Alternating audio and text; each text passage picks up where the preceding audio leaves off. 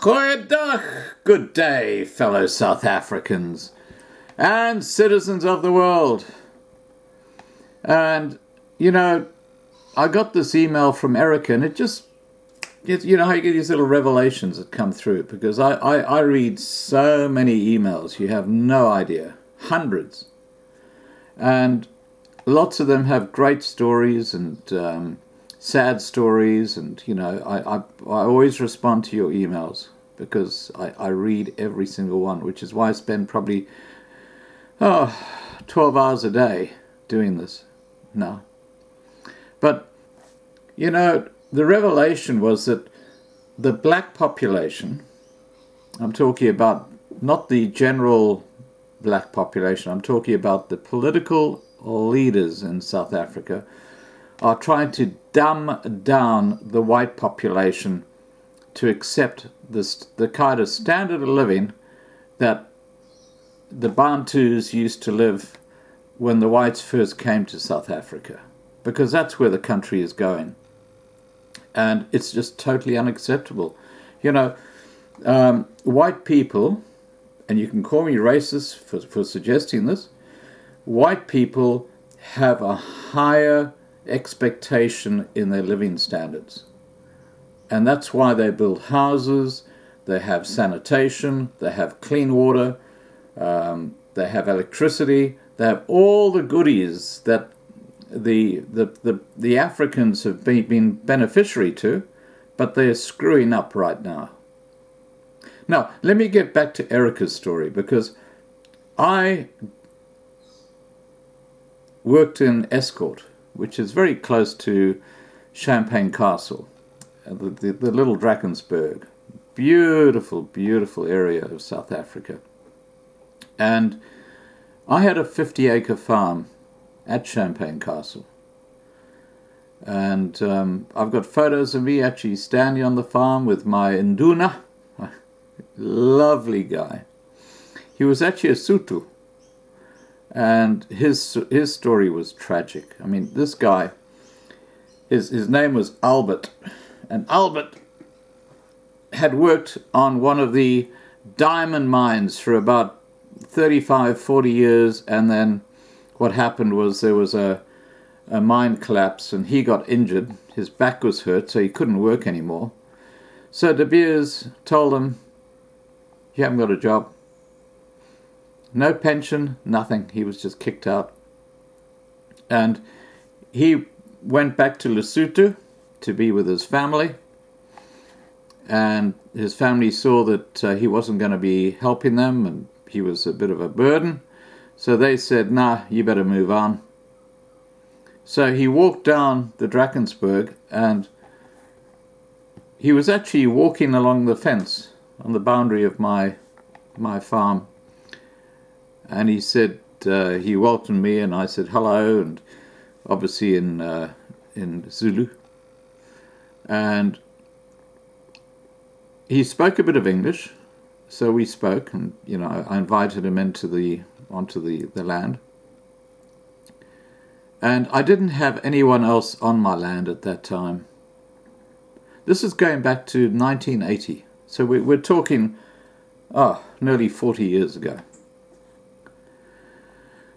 And he said, "I'm looking for a place to stay." And he then told me the story about what had happened with his work at De Beers and stuff like that. And I wanted to have someone to actually keep an eye on my farm, because I was trying to build a protea farm. It didn't work. But I tried. So anyway,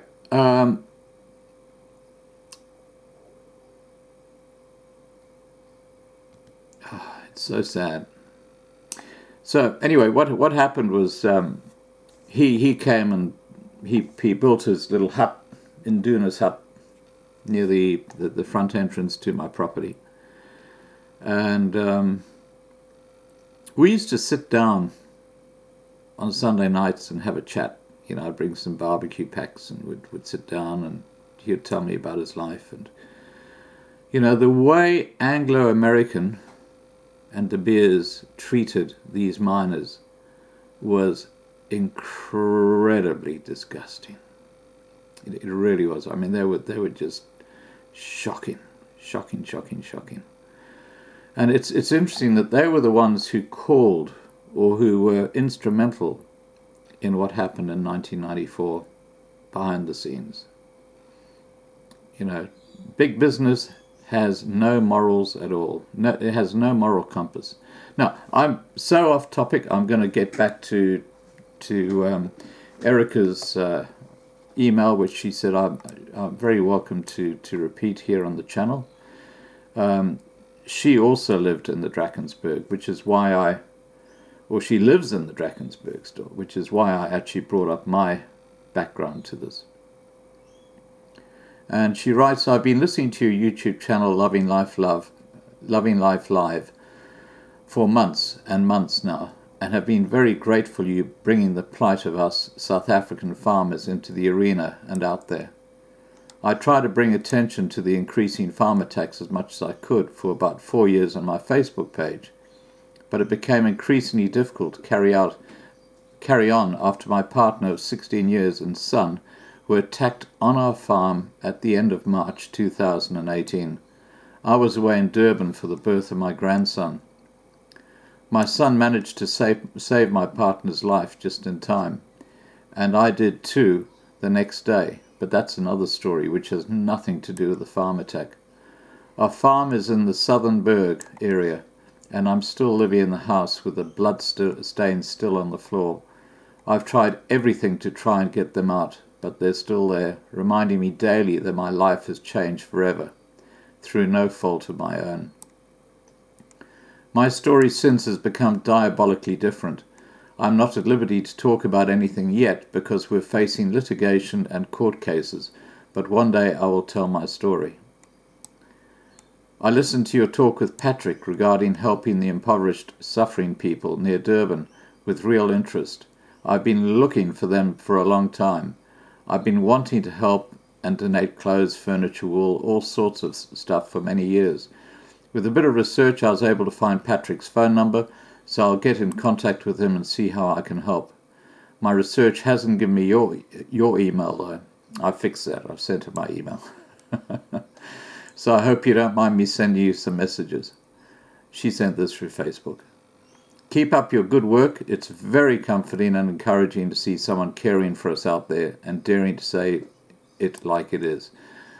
I'm absolutely delighted to be a white knight for the white South Africans, and you know, I have a huge community on this channel now. We have well over 30,000 subscribers on the main channel. Our total subscribers are over 40,000 when you look at the two supplementary channels, and it's growing very fast. And you know, our whole focus is to alert the world to what's going on and to having support projects to help all levels of minority group South Africans find a solution for the dilemma they're in. And you know, this is an ongoing thing, and as I always say, my channel is just a gateway. The guys who are doing all the work are behind the scenes. You'll see them sometimes on my live stream. When I get emails regarding something, I forward it to one of those fellas. You know, they're doing fantastic work. They're the real heroes behind what's happening. And the hours they put in is quite extraordinary. I have to tell you that I got an email earlier today from someone who said that, let me just find that. Okay, I found it. And this is a shout out to Kus. Stop Farm Murders is now labeled as spam by Facebook. Can you believe that? I'm just going to read to you what is said here. This is an article that's a bit dated. It's November 2017. But, you know, it's relevant to the subject. So, what the hell? I'm not going to get too hooked up about that.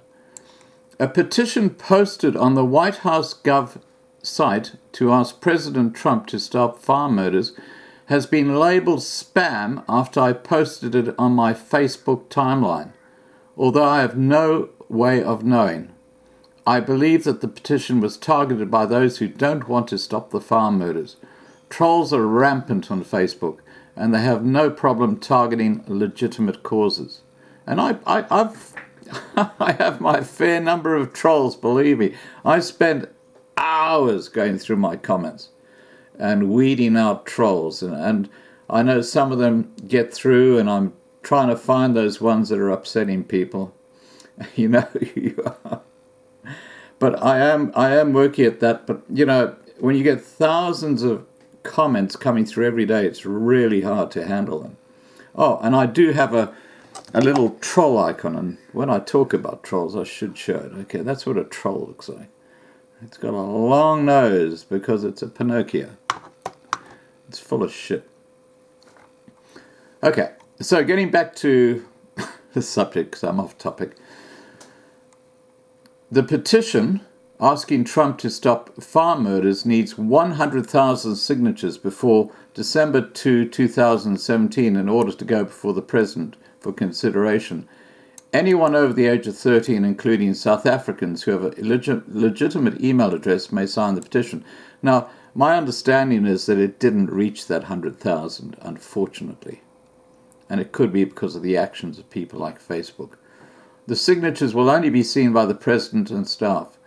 This protects anyone who is afraid of signing the petition from any repercussions for signing the petition. Please sign the petition. It's imperative that we get this petition in front of the President Trump to stop farm murders in South Africa. Click the button below. Now, what I'm going to do is I'm going to put a link to that dated article because it shows the sort of stuff that we're fighting here in social media. I have to tell you that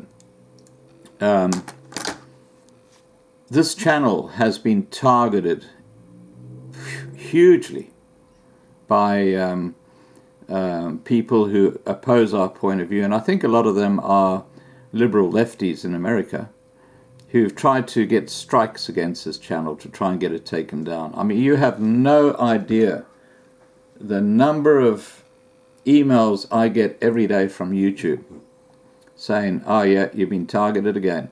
They're actually becoming quite sympathetic to this channel, I have to tell you. And I'm not going to go into the detail because I don't want to compromise what's happening here, but I think someone higher up is looking after us because YouTube have taken an extraordinary stand with this channel. They make no bones about it. They get dozens of complaints every day. Every single one trying to get a strike against this channel. And it's somehow survived. And I can tell you now, it has absolutely no strikes against it right now, which is quite extraordinary. Because what happens is when they get a complaint, they will actually send me an email. And they'll say, we've looked at it, and, you know, and I just think that there is something much higher here just going on and protecting us. And I'm not going to suggest divine intervention at all, but I'm just saying that, you know, those who know those in my channel who are like in my inner circle, they know what's been happening in the past and the sort of attacks this channel has had. And that's one of the main reasons we have the supplementary channel. I'll put a link to that down below as well, because if this channel was taken down, the supplementary channel would continue as the main channel. And that's why I've been just slowly building it up. It's got close to 10,000 subscribers now. It's nowhere near as big as this one. But, you know, from little things, big things grow. My favorite little ditty. All right, I've been burbling on enough. Please, Erica, take care, and I hope you and your partner are getting over this incredible violent attack that your family suffered. I love the Drakensberg. If anyone here from overseas wants to see one of the most beautiful places in the world, type in Champagne Castle. In fact, I might just attach an image of Champagne Castle after this intro. Cheers, guys. Have a great day, and please remember to subscribe to be kept informed, and click the bells. There's that two little stripes on either side of the bell. That means that whenever I put up a post, you will be notified. Okay, take care.